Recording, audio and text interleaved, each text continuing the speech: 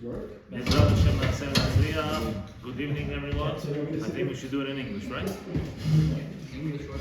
Bezrat Hashem, רפואה שלמה, רפאל בן ברוכה, אליהו, יגאל בן רעיה רחל, פליקס בן אסנת, חלינה בת דבורה, ג'ובה בת דבורה, ספורה בת דבורה, מירה מרים בת ברוכה, רחל בת נכדם לאה, זויה בת ברוכה, אנה אסתר בת אנה, מזל טוב בת צביה, יהודה חי הכהן בן הנכדם, אבי מיכאל הכהן בן מזל טוב. Bezrat Hashem, anyone else? I hope that we say said in English, right? Those that have perished are gone. Bezrat Hashem, they should have Aliyat Neshama. And those that have did, those that are not in 100% health, Bezrat Hashem, Hashem should give them 127% health. Those who are here have bracha v'zanah. Then those that are here, Bezrat Hashem, Na'aseh V'Natzliach. So in my humble opinion, I think everyone here once or twice has definitely heard about Harav Mutzafi, whether the father or whether the son, or whether this family, which is a very serious family, and Baruch Hashem, we have the merit to have their books over here. And I think that since Halachot Shabbat and the preparation of the Halachot Shabbat, and just to know about them is a very big schut. And also, we want to have the gishmak at first, when we are learning whether the preparations or whether any kind of aspect of the Halachot Shabbat, and we want to be happy in them when we're learning, and we want to love to learn the Halachot Shabbat. So Harav Mutzafi brings to us the gishmak, meaning the love of the Torah and the happiness of the Torah. As we will see in the halachot and halachot or / the minhagim that he is writing to us. Obviously, nothing comes from his own writing. Obviously, it's all gatherings of the things that he has learned over the years and things that he has heard from his father. And this is you can say compromise and two schools that are put together, which is Kabbalistical aspect of teaching and also the halachic positions, which our Sephardic minhag was actually always to not mix but put them together. That's the Sephardic approach and the Sephardic way. So Bezrat Hashem Na'aseh V'Natzliach. Regarding the halacha, before we start the Shabbat, regarding the halacha of the Kaddish Titkabal, somebody asked her before, if one person leaves the minyan, there's 9 people, right? And there's 9 people. And the 10th one, he has to go to work, or it's a different kind of reason. So whether the people know or not, and who are still participating in that minyan, any time of day. So the halakha says about the Kaddish Titkabal, they are allowed to say it, but how can you say Kaddish if you know that there is at least one person missing? It's not a complete minyan. That's point number 1. And point number 2 in this halakha is in regards to this halakha is that if the majority of that minyan has already prayed, and how much more so if 9 people out of the 10 people have prayed, and only the Chazan, only the Shliach Tzibur, the person who didn't pray, he is leading this minyan, Arvit or Mincha, Arvit, Shaharit, any other prayer, and if that minyan has already prayed, except for the one who is reading right now, so according to Sephardic custom at least, he is still allowed to say Kaddish Titkabal. But according to other minhagim and other branches of Judaism, the Ashkenazim for example, so if the majority is not praying and they have prayed already, so you cannot say Kaddish Titkabal, and therefore they skip it. And this is halakha. Sometimes it is a practical difference, sometimes it does not apply. So this halakha from Harav Ovadia Yosef, the Kitzur Shulchan Aruch of Maran Harav Ovadia Yosef. Anyway, so here we start Halachot Shabbat. מנהג ישראל קדושים להיות ערים ערים בליל שישי ולעשות בתורה הקדושה. יש מהם כל הלילה ויש מחציתה או חלקה, והיא מסוגלת מאוד לכפרת עוונות, לתיקון נפש האדם ותיקון הברית. So he says over here, it's a very holy customs of the Jewish people, is that they are, certain hours they are awake on Thursday night. Some also do the whole night, which in yeshivot it's usually called mishmar. They bring cholent over there, they bring hot food over there, beverages, and this is a thing. It's not just to learn; it's to learn to prepare for the Shabbat Kodesh, to prepare for the Neshama Yetera, for the extra soul that it participates with us in the Holy Shabbat, Friday night and Shabbat, Be'ezrat Hashem, and therefore it's also it's also a tikkun, which means a rectification for tikkun abrit, the rectification of the covenant with Hashem, which is the Brit Milah, and also it is the tikkun for the hour of the person, which is the nefesh of the person. And Rav Mutzafi says here, and I heard from my father, Alav Shalom, Rav Salman Mutzafi, that this learning, יש בכוחו לתקן כל הבחינות והספירות שפגם האדם באיזה יום מהימים. This Thursday night learning, it is capable of fixing. It is capable of fixing all the pigamim, all the imperfections, all the imperfections, all the rough parts, right? Physical aspect, spiritual aspect, in all the worlds and all the realms of any day that a person has sinned. Monday, Tuesday, morning, evening, even Shabbat. He says that this Thursday night learning, it's able to rectify all of these sins. כי הוא מתקן בספירת היסוד שכוחו רב לכל הספירות כולם. Why? Because Thursday night, right? Yom HaShishi. Shishi is 6. What does 6 represent? The letter 6 or the number 6 or the word 6, talking about in the Hebrew context, in the Torah aspect, is that Yisod, since it's translated as foundation, so because people are still in the foundation and they are sinning, God forbid, may it be away from us, this sinning, then because right now you are learning, you are building a foundation, a new foundation. This new foundation is able, the Yisod, the sixth night, is able to rectify all the other things, all the buildings that you're going to put on this foundation. Is there a specific thing you have to learn? Like should you be learning like about that parasha, that parasha? Yes, so about that, there's something that's called Chok LeYisrael. I'm pretty sure everyone heard about that here. If not, then Chok LeYisrael. Right, this is like in the Torah. That's true, but this over here means a certain amount of learning every single day, and how much more so on Thursday night and Friday. Friday is the longest day, right? Friday is the longest day. So Chok LeYisrael was basically instituted by the Rabbeinu Ha'arizal. Some people say this is a shiur in and of itself also. One day we should do it. But it was instituted, this teaching, this learning / teaching by Rabbeinu Ha'arizal, which was passed down to us by his student, his main student, which was Rabbi Chaim Vital. Pretty sure everyone heard of him. If not, he was also about 450, 500 years ago, student of Rabbeinu Ha'arizal. The only reason they say what Rabbeinu Ha'arizal was created in general was to learn, to pass down the Kabbalah to Rabbi Chaim Vital.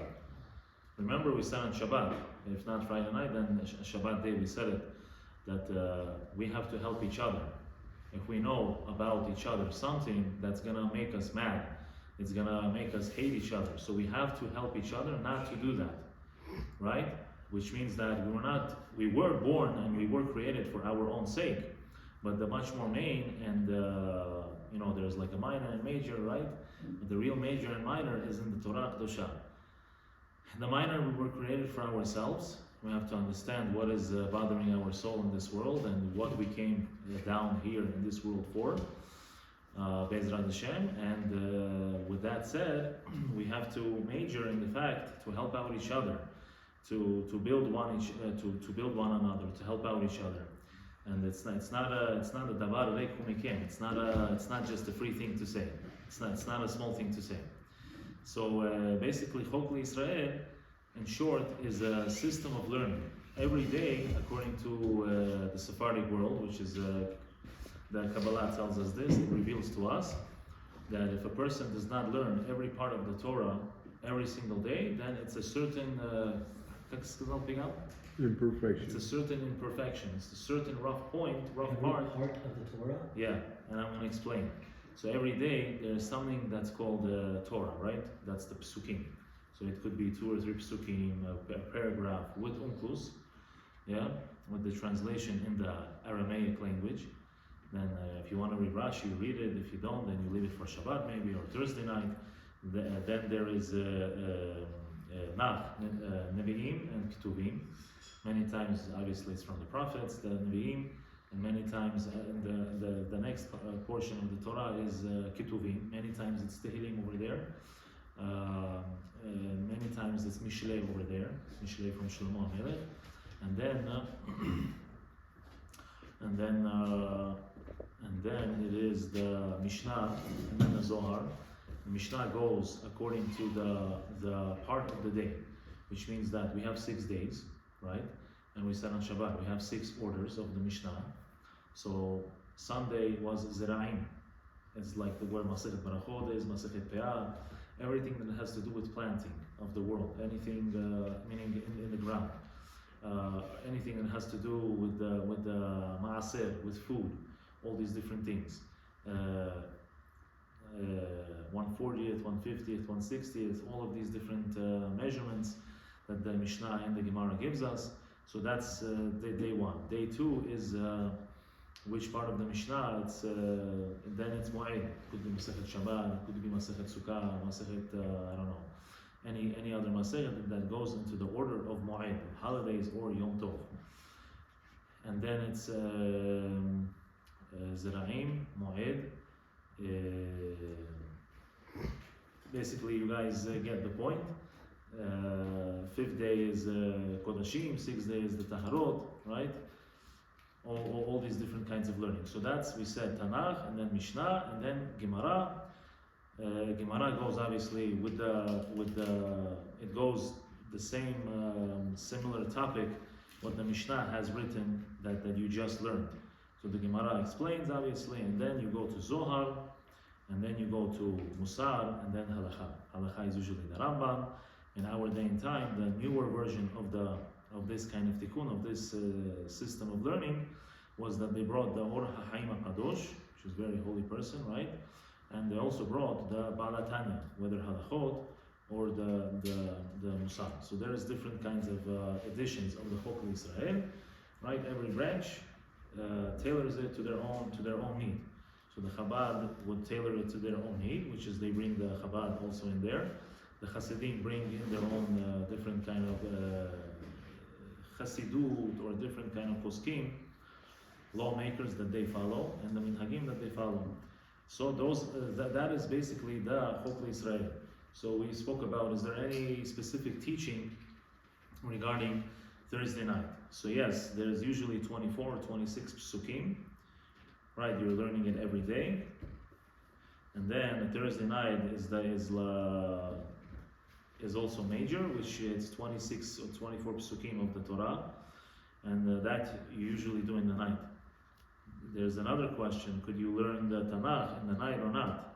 Could you also read the Tehillim in the night or not? If it's an emergency, if it's a big necessity, what's the point if you read it in the night? If the minhag is not to read it in the night, also according to Kabbalistical teaching, that's obviously a shiur in and of itself as well. So people usually they do Shnai Mikra V'Echad Targum with Rashi Thursday night. It's in a yeshiva.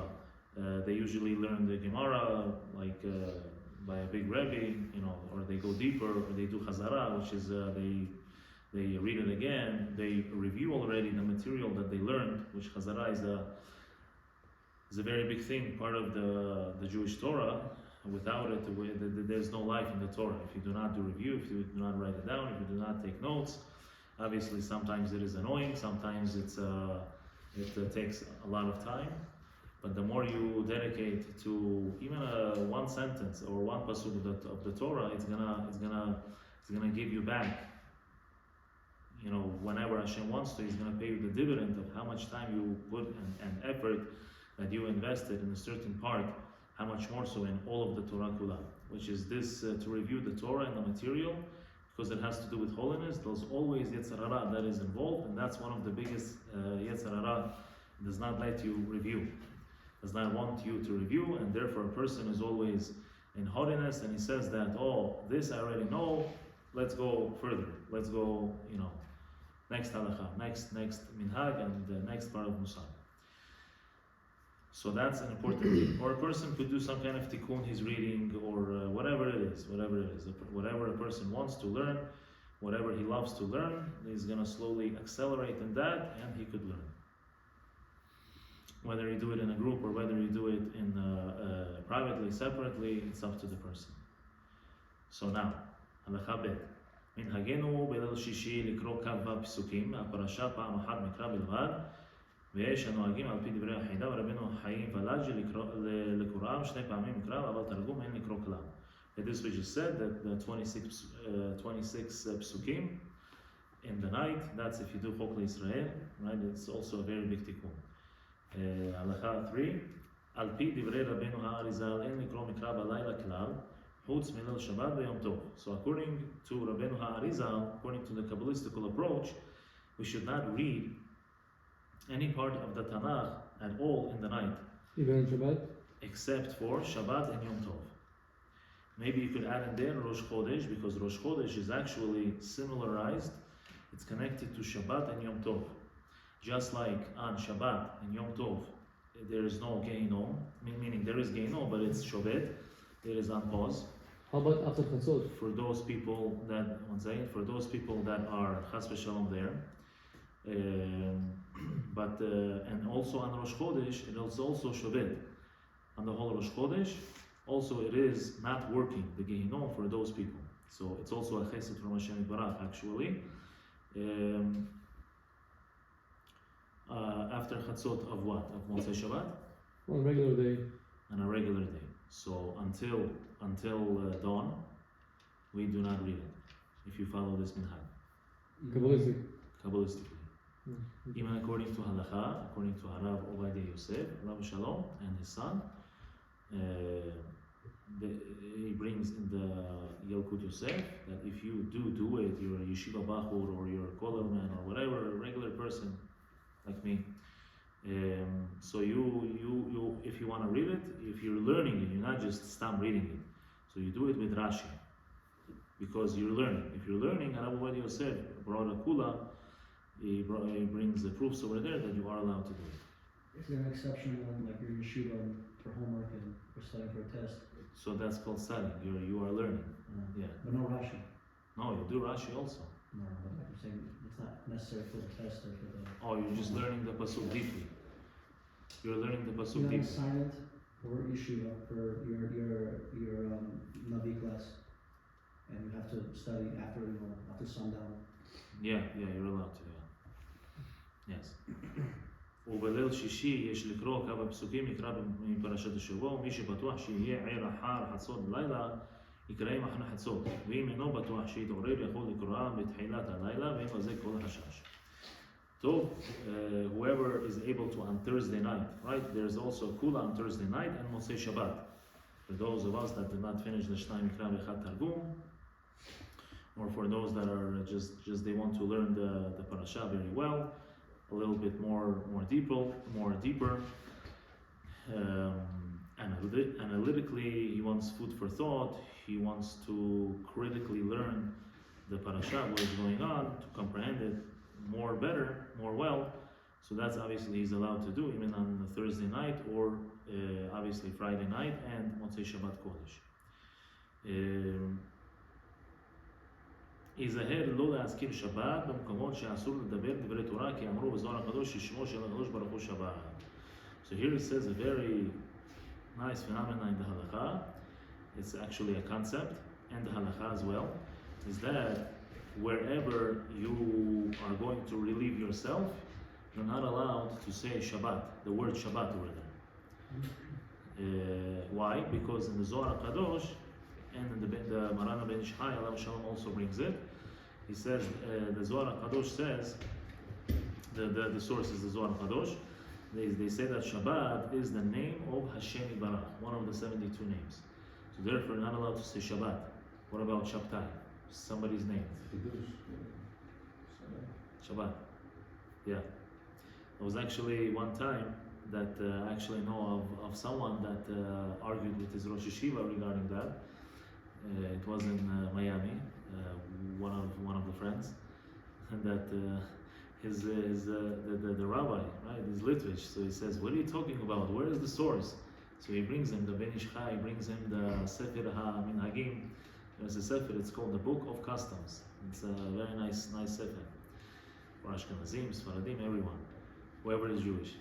So with that said, and the rabbi saw the Zohar, it's mentioned in Zohar, so he just turned around. He understood that it is a source actually. You're saying the bathroom? In the bathroom, you're not allowed to You're not allowed to speak. in the bathroom, you're not allowed to speak clearly. Yeah. So, okay. Is that to prevent yourself from speaking Hashem's name? At that, you're not allowed to speak. Yeah. Yeah. Also, yeah. I guess the wife, or if someone else is asking, do you need anything for Shabbat, and you want to repeat for Shabbat. Just make sure I say Shabbat. Yeah. But that's when you're in the bathroom. But in the bathroom, there's a. How about in the shower? So that's also, it's a topic in and of itself. This is regarding Halachot Sukkah. As long as the toilet's out of the Right, shower. shower. No, speak is different than. Oh, you saying to speak? To say Shabbat? In the shower. Or to talk on the Yeah, phone? learn, Or whatever? learn. For example, in the mikveh, I see some people there, So let's So learn. they talk. No, it's different. In the Oh, mikveh, you're saying Shabbat actually Shalom. Right, so usually in our day and time, people use hot mikveh. Well, here in this state, it's not so hot, but usually when you go to other states, they ask, they tell you, oh, is it cholent? Is it missing anything? You understand the point? It's Yeah. cholent, it's just missing garlic.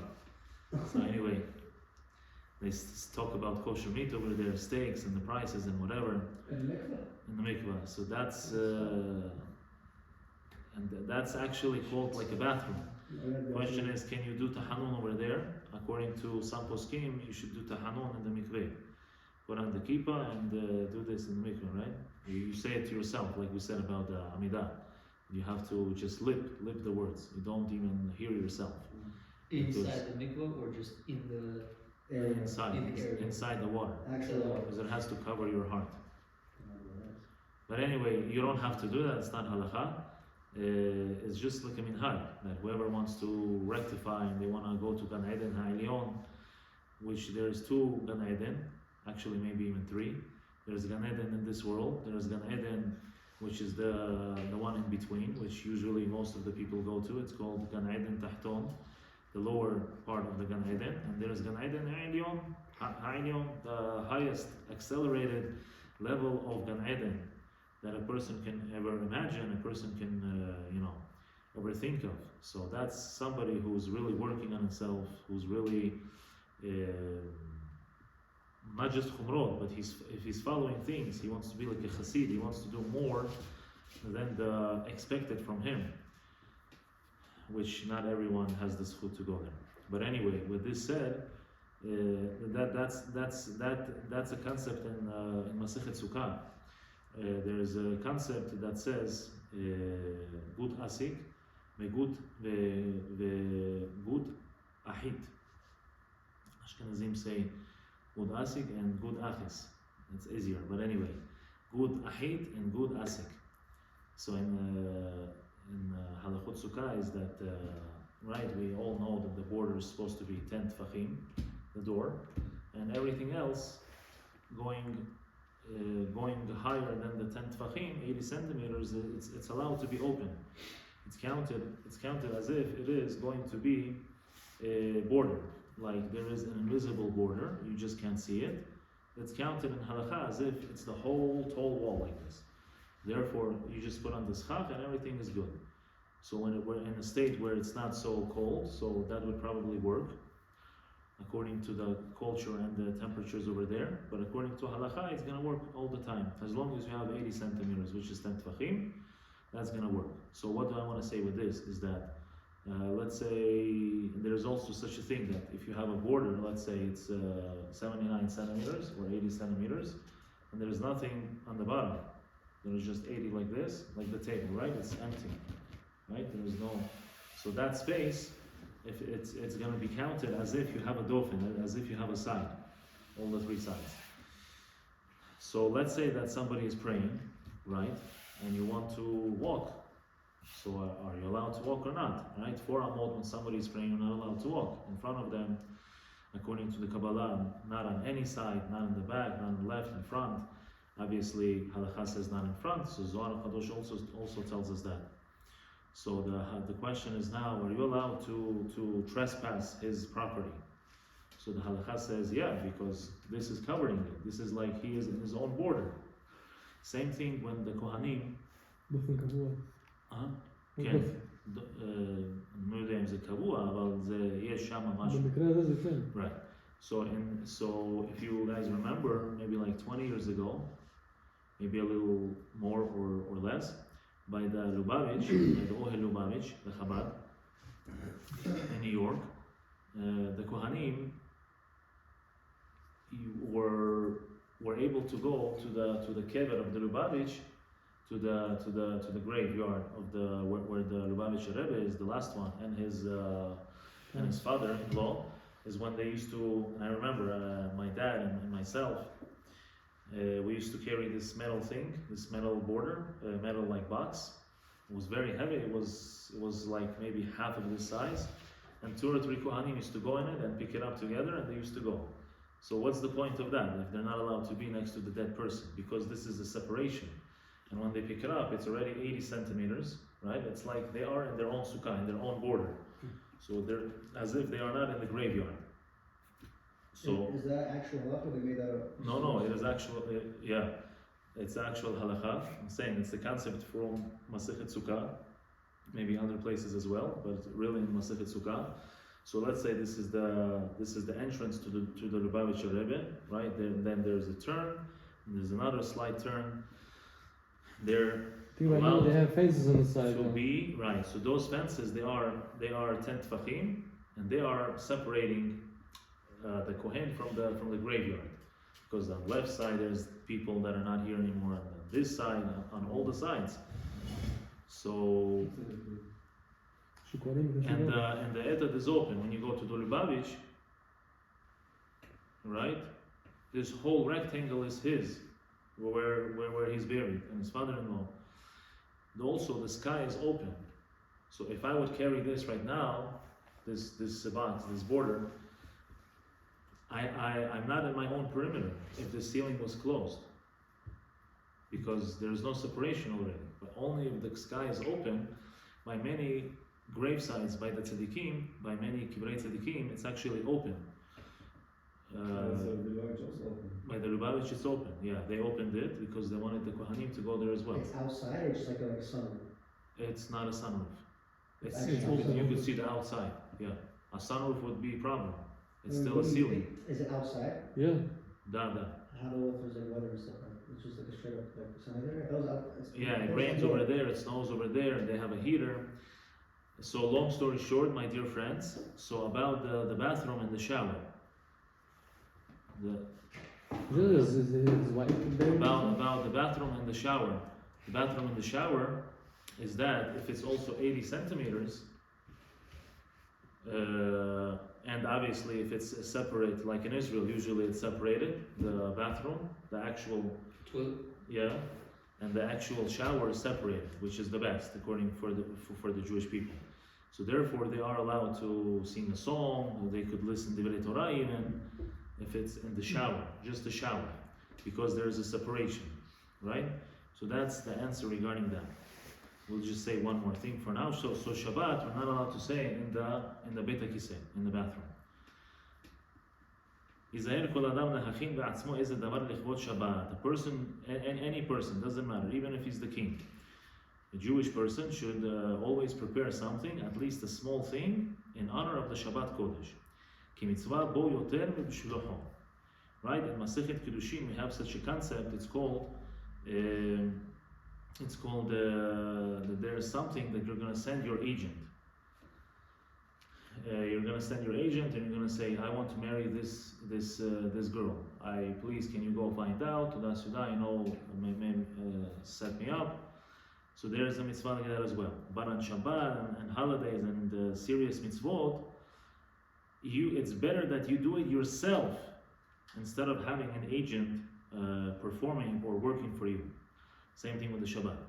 כמו בקדושי אישה ויכנם בעסק גדול כאדם המקבל הקלה לביתו ברוב פאר והדר. Just like if somebody is going to marry his wife, right? He brings her to a nice house or apartment with nice furniture, with everything new. He even says shehianu for his house, for the mezuzot, for all of his assets right now, belongings, and his wife obviously under the chuppah. Same thing with the Shabbat.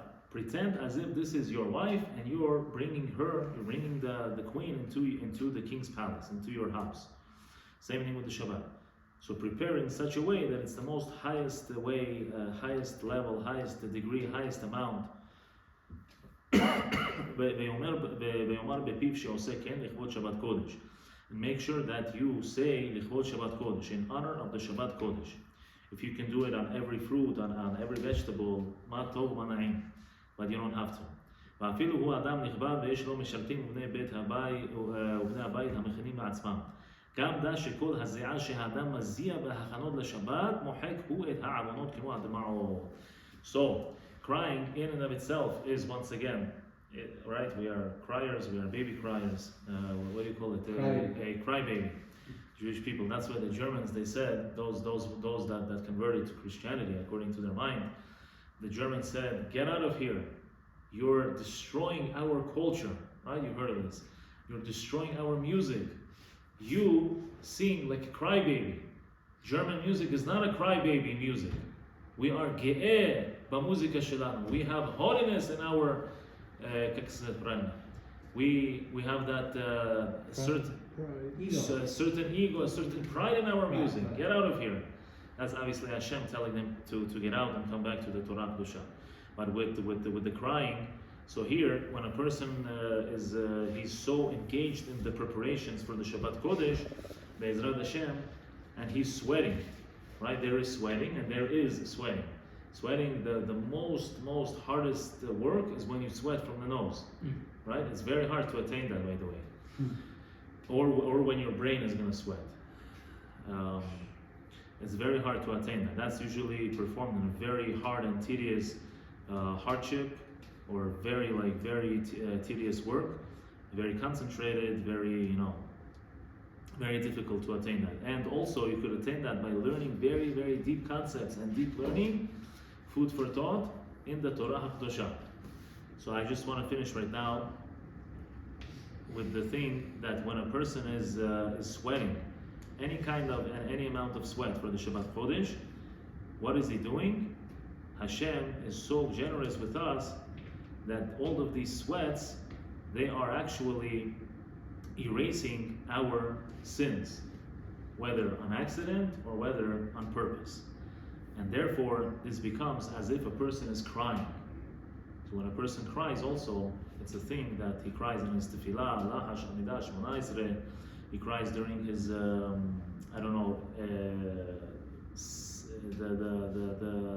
connection to Hashem.